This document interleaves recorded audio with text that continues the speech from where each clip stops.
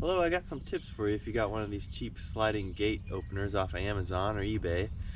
The instructions that come with the opener are in Jinglish, so it's pretty hard to understand. And also they don't cover a lot of things. So hopefully this helps someone out. First tip, make sure your concrete slab is plenty big. The original slab I poured wasn't very big, and on a cold day it just ripped the whole thing up like this. So there's a lot more tension on it than you think. Another tip, it's unclear in the instructions of how to install the chain over the gears. The chain goes over the outer sprockets and under the middle sprocket.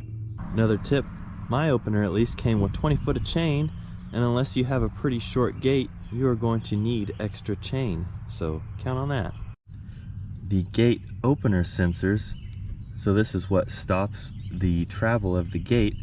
These things need to be fairly close to the housing, and if there's any slop in your gate, you run the risk of actually hitting the motor as the gate slides back and forth. So a tip to counteract that and to gain you a little extra space between here is I installed some stronger magnets on top of the existing magnets. Now I glued them on there, and also I taped them just to make sure the glue would set. But that way you can gain more clearance between the sensor and the motor. All right, let's pull the lid on this thing. So as we look at the circuit board, the only thing you will have to wire when you receive the motor is the power cord. So you can see here, it goes green, white, then black on the outside. We have a few different switches here.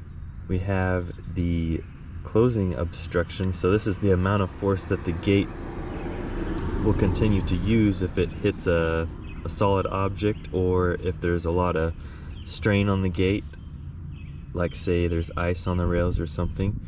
I have mine set a little bit over halfway, and that seems to work good. This is the motor rotation.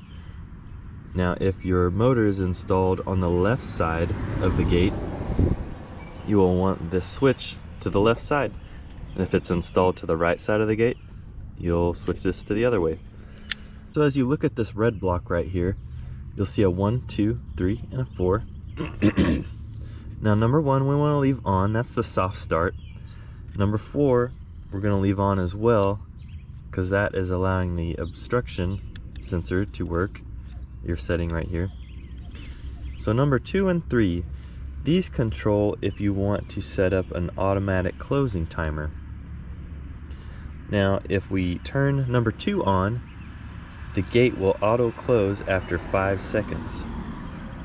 Now if we turn number 2 and 3 on, the gate will close automatically after 20 seconds.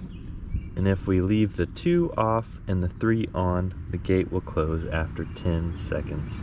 I'm going to leave both mine off though. A little tip as you're just testing the gate, there is a little button right here that you can push, and that will automatically cycle the gate. So we can push it right now. Stop it. And go back the other way.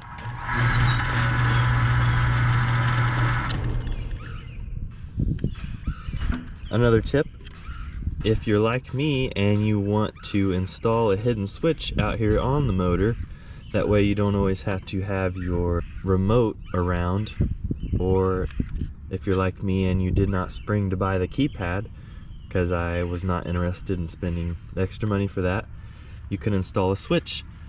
Now if you look at this,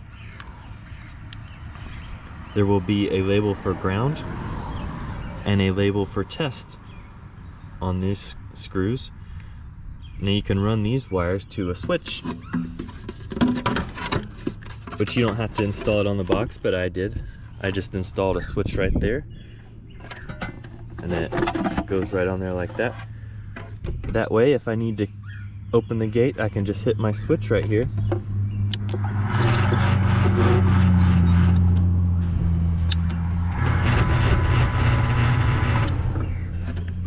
and work it that way. Here's a better look at those sensors.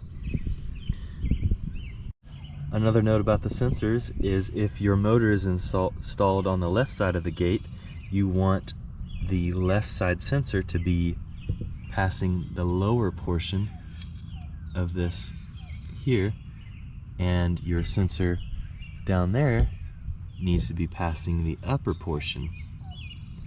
Now if you install the motor on the other end of the gate, you will reverse that. Now if your unit came with infrared sensors for like sensing obstructions in the path of the gate, you will be installing those in these 3 ports here.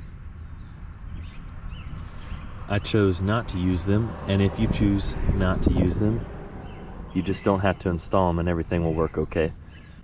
Here's a picture of how to wire that if you are interested.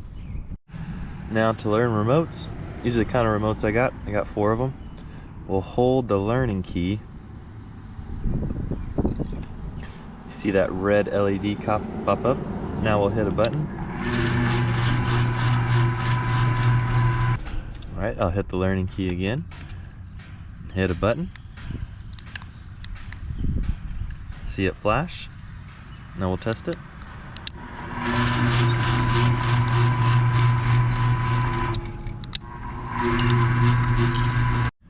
Now if you have a power outage and you want to be able to still open your gate, you just have your key here. It goes right in there. Pull that lever out. Now the gate can slide. So I hope this helps somebody out.